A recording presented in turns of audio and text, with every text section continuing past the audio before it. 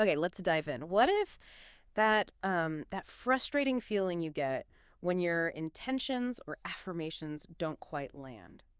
What if it isn't because the universe isn't listening? What if it's because it's always listening, but maybe, just maybe, to a different signal than you think you're sending out?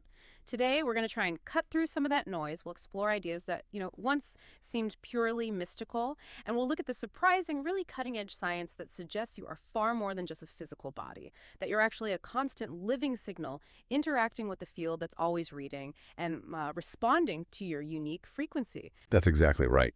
Our mission, really, in this deep dive is to unpack the science behind how your consciousness, your inner state, actually interacts with reality. So many people feel like they're sending out a message, putting it out there, but the universe just isn't getting it, or doesn't seem to be. We'll get into why those attempts to talk to the universe often fall a bit flat. And not as a judgment, right? But more as a way to find clarity. And the good news is, we'll also explore how you can actually refine your own energetic broadcast, how you can maybe create a life that feels more aligned, more meaningful, genuinely more abundant. We want to dispel some common myths today, and hopefully give you some practical ways to experience this for yourself. Moving beyond just wishful thinking into, well, maybe a state of active co-creation. Okay, so let's unpack this from the ground up then. You mentioned a field and unique frequencies. Quantum physics, you hear about it a lot, seems to suggest a universe far more interconnected than we typically imagine. So from a scientific perspective, how does that connection actually work? Is it like a literal energetic web?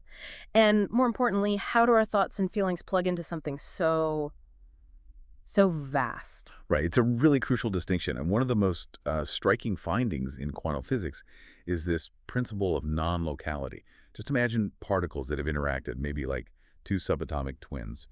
Even when they're separated by huge distances, if you influence one, the other responds instantly, like they're connected by some invisible thread. This isn't just a theory, It's an observed phenomenon. Quantum entanglement. Particles, once linked, influence each other instantly, no matter how far apart. It was so profound, Einstein actually called it spooky action at a distance. It really points to this fundamental, inseparable web connecting everything. Wow, okay. Spooky action. Yeah. And if we connect this to the bigger picture, your consciousness itself isn't just, brain activity locked inside your skull. It's more like a field of energy. And it seems capable of influencing the probabilities of reality, maybe in ways you don't always perceive directly. So when your thought is truly focused, and it's combined with an authentic emotion and you're in a relaxed present state, that combination forms what we could call a coherent wave. Coherent wave. Like a laser. Exactly like a laser beam versus a scattered flashlight. The laser is coherent, all its energy moving together, making it super powerful, super precise.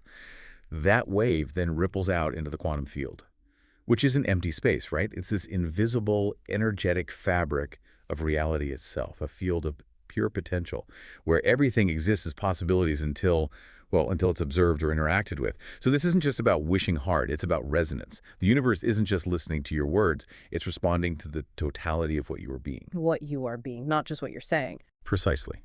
That sustained pattern of feeling, focus, and the meaning you hold. That's the broadcast.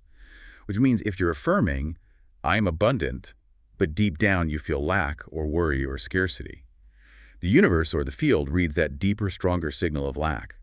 The real insight here is that your being isn't just what you do, but the hidden energetic truth of who you are in that moment. And that's what reality seems to mirror back. That distinction feels incredibly important. So, okay, if we're all part of this fundamentally interconnected web, right, and our internal state is constantly broadcasting, why do so many people feel like they're just, shouting into the void when they try to manifest things? Why do those affirmations or vision boards often seem to fall flat, not leading to real shifts? Yeah, and that raises this really important point, the problem of coherence. When people recite affirmations or visualize, there's often an underlying signal that the field picks up too. Maybe it's a fear that it won't work, or some doubt about whether they're worthy, or even just an urgent, kind of desperate feeling for results now. The field doesn't just hear the nice words on the surface. It picks up every layer of your signal, the whole package. So it's not about pretending. Exactly. It's not about being perfect or maintaining some artificial state of constant bliss. It's really about refining your broadcast, making it more congruent. Think of your energy like a tuning fork. When you strike it, it vibrates at a specific frequency, right? And any nearby object that's capable of resonance will naturally start to vibrate along with it. Ah, okay. Like matching pitches. Yeah. And this might be why environments, people, circumstances often seem to start shifting when you stabilize your own internal energetic field. You're not necessarily forcing the change outwards. You're becoming a coherent source of resonance yourself. And it's not about forcing the world to vibrate with you, but more like just stabilizing your own vibration Hmm. until the environment almost can't help but entrain to your frequency. And train, like falling into step. Exactly. Entrainment is that natural tendency for rhythmic systems to synchronize. Like, the old example of grandfather clocks. Oh, yeah, on the same wall. Right. Initially, they're all ticking out of sync, but leave them on the same wall for a while, and eventually they start ticking together. Your coherent energy seems to literally influence your surroundings to kind of fall into step with you. That tuning fork analogy really helps. But does it also mean, can our environment or the people around us detune our own frequency if we're not careful? And speaking of our internal states affecting the external, there's some amazing research about our own electromagnetic fields, isn't there? Especially from the heart. What's the science telling us there? That's a great question. And yes, absolutely, our environment can influence us, which is exactly why cultivating our internal coherence is so vital. It gives you resilience. Now, what's really fascinating here is the research from places like the Heart Math Institute and other labs. They found that your heart generates the largest rhythmic electromagnetic field in your body. It's huge compared to the brain's field, and it can actually be detected several feet away from the body. Several feet. Wow. Yeah, they've used sensitive magnetometers to actually measure it. It shows just how powerful and far-reaching this emotional broadcast can be. And this field, it actually encodes patterns of emotion and what they call physiological coherence. So when you're feeling stressed or frustrated or fearful, your heart rhythm becomes jagged and irregular. That's incoherence. It creates what researchers call biological noise. Your whole nervous system goes into survival mode, your brain struggles with clear thinking, creativity takes a nosedive, and your electromagnetic broadcast becomes fragmented. It's like a really messy, scattered signal on a radio full of static. Okay, so that's incoherence. What's the flip side? The flip side is coherence. When you experience feelings like appreciation, genuine calm, compassion, your heart rhythm shifts. It becomes smooth, ordered, almost like a sine wave pattern. That's coherence. Hmm. And that produces a strong, stable, organized electromagnetic signature. This coherent field extends outward from you, interacting with the larger field where all matter exists, kind of like ripples spreading out in a pond. And it's not just the heart either. Your brain also emits electromagnetic waves, brain waves. When you focus your attention, really focus, with strong intention and emotion behind it, your brain waves actually synchronize. It's a process called phase locking. Imagine all the different sections of an orchestra suddenly playing in perfect, unified rhythm. Ah, amplifying the signal. Exactly. It amplifies the clarity and power of your mental signal exponentially. This significantly strengthens the clarity of your overall broadcast. So our bodies are literally broadcasting stations. Okay, that brings us to another cornerstone of quantum physics, right? The observer effect. This idea that everything is energy vibrating at different frequencies and particles are basically just probabilities until they're observed. How does our attention, especially this coherent attention you're describing, play into actually shaping that reality? It almost sounds, well, a bit too good to be true sometimes. It's a profound concept, definitely. And observation here means more than just looking with your eyes, right? Mm-hmm. At the most fundamental level, particles seem to exist as waves of potential, possibilities, and they only collapse into a definite form, a specific reality, when interacted with or observed. Hmm. Your focused attention, especially when it's charged with emotion and clear intention, acts as a powerful form of that observation, that interaction. It literally helps collapse the wave of possibilities into a concrete reality. So like choosing one outcome. Kind of. Imagine a blurry photograph of many potential outcomes happening at once. Your focused, coherent attention acts like the lens that brings one specific outcome into sharp, tangible focus. This is why your state of being matters so much more than any specific words or rituals you might perform. If your body is incoherent, if your thoughts are fragmented, if your emotions are driven by urgency or fear, your signal is chaotic. Now, the field still responds, but it mirrors back that disordered vibration. You get more chaos.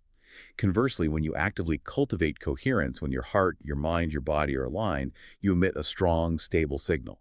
And that's a signal the field finds much easier to mirror back to you.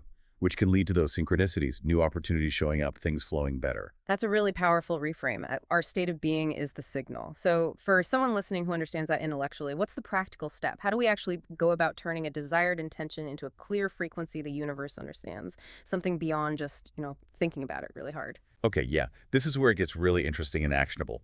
Neuroscientists confirm this idea that energy follows attention. Simple as that. Wherever you consistently direct your focus, you amplify the energetic patterns there. Think about something repeatedly. Those neural connections literally strengthen. But just focusing your attention isn't quite enough to change your frequency, not if your body is still anchored in, say, a feeling of scarcity or unworthiness. Right. The underlying feeling. Exactly. What's crucial here is the role of emotion. Think of your thoughts as information, like the blueprint for a building. Yeah. But your emotions, they are the energetic carrier wave that broadcasts that information out into the field. Without the right emotional charge, even the most brilliant blueprint just stays as a drawing on paper. It's inert.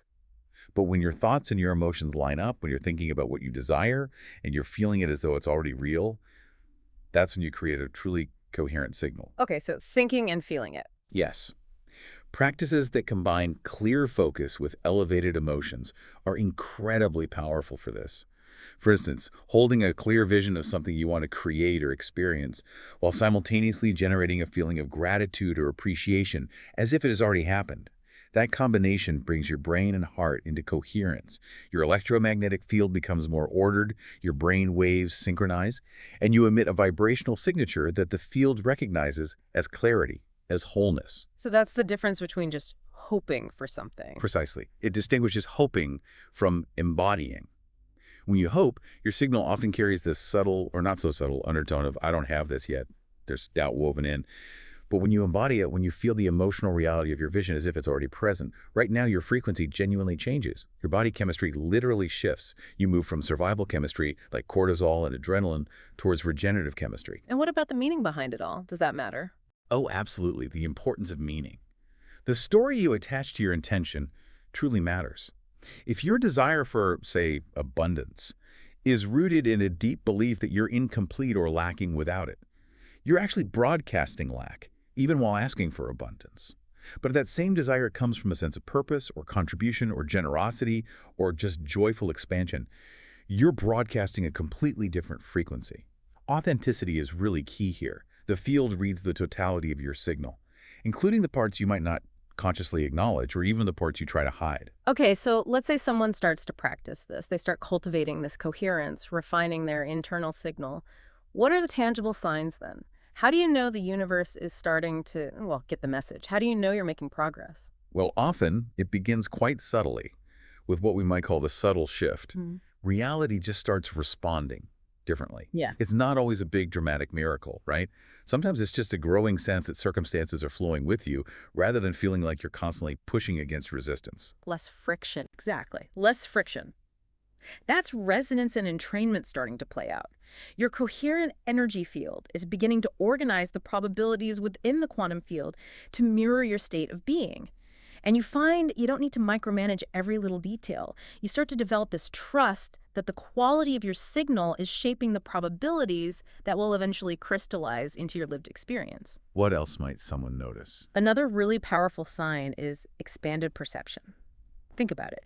When your nervous system is stuck in survival mode, fight or flight, your perception literally narrows. You're scanning for threats, not possibilities.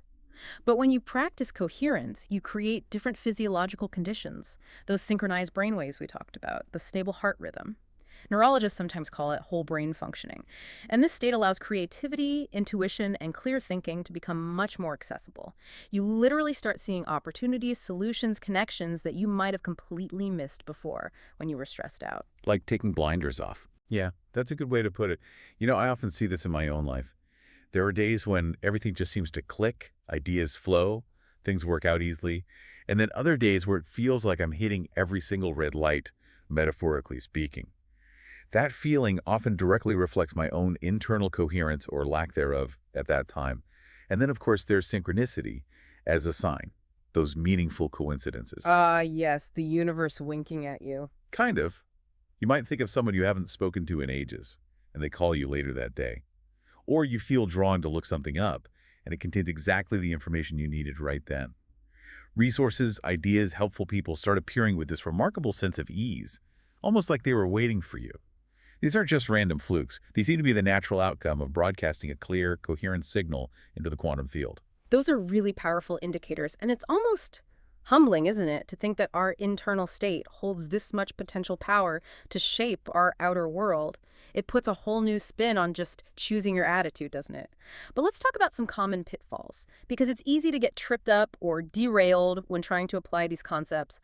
What are some of the biggest myths people believe about talking to the universe that actually end up creating more frustration? Oh, this is such a crucial point because these myths often lead people to feel like they're failing or that this whole thing doesn't work and then they give up.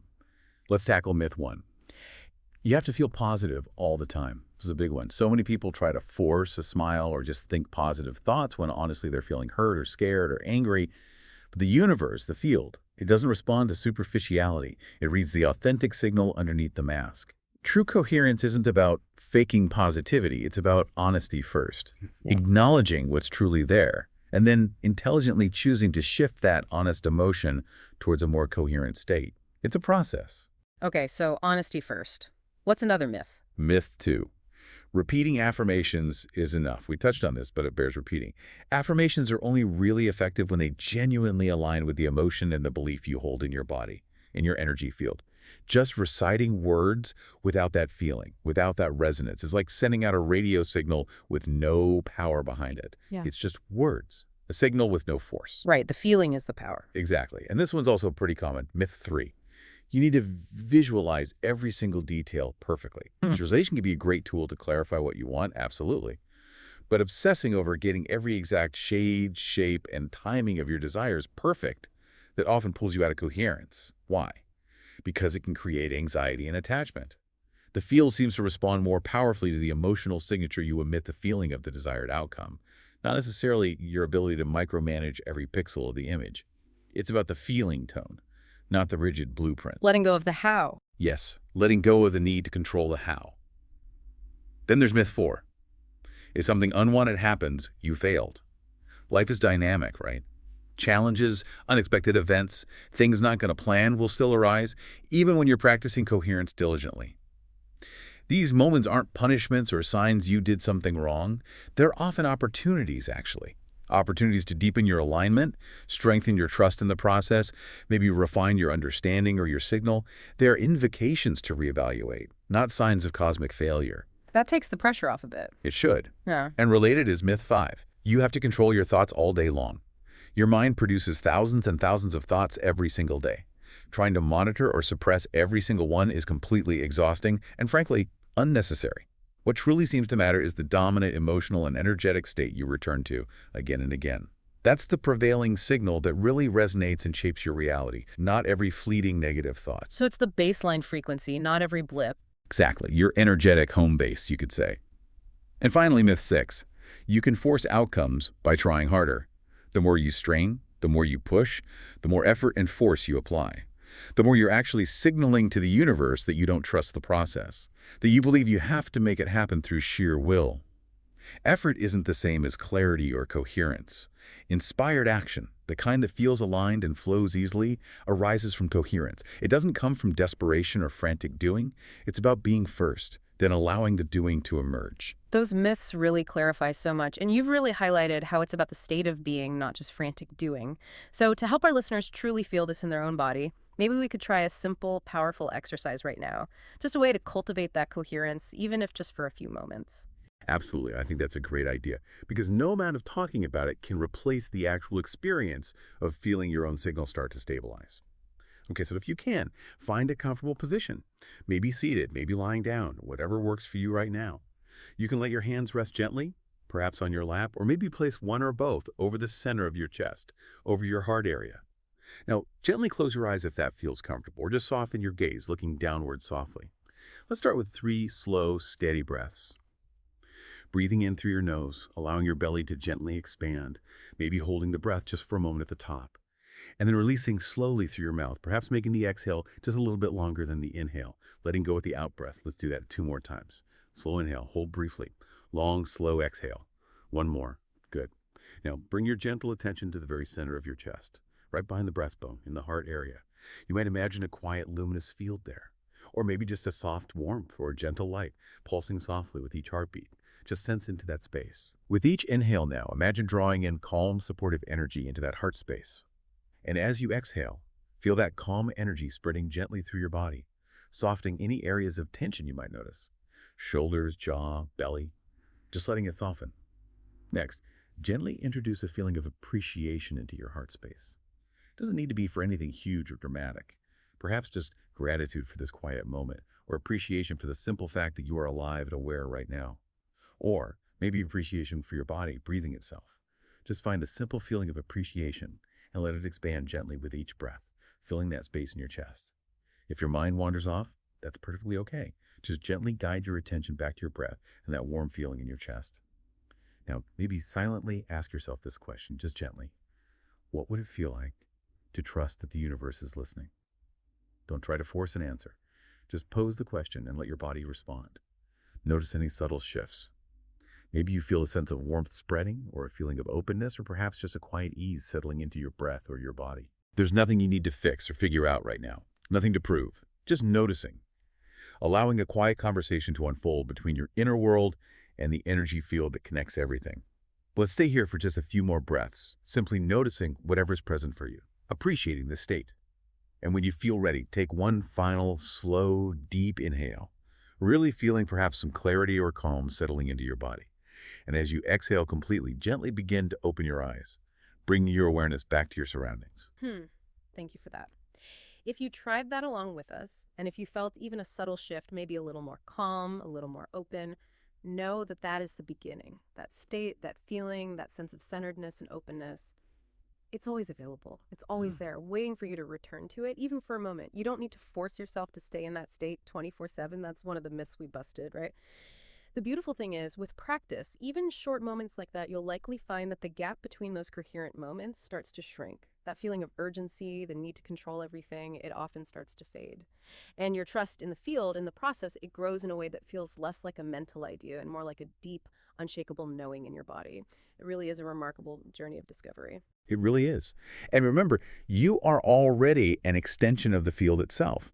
You're not separate from it, trying to talk to it. You are it.